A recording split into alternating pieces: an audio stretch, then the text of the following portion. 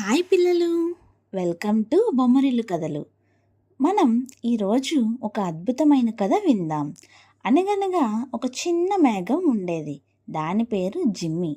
అది గాలిలో తేలియాడటం, కింద ప్రపంచాన్ని చూసి చాలా ఇష్టపడేది.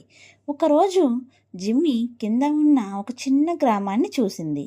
ఆ గ్రామంలో పూలు వాడిపోతున్నాయి, జంతువులు దాహంతో ఉన్నాయి, పిల్లలు ఎండలో ఆడలేకపోతున్నారు.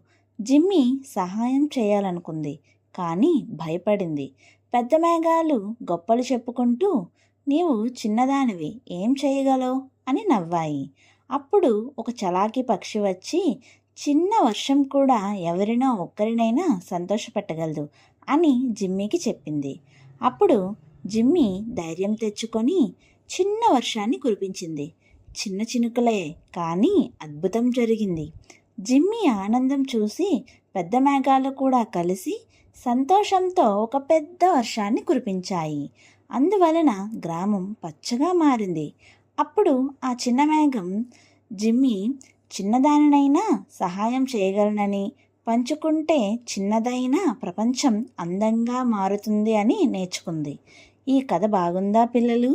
మరిన్ని అద్భుత కథల కోసం బొమ్మరిల్లు కథల ఛానల్ని సబ్స్క్రైబ్ చేసుకోండి.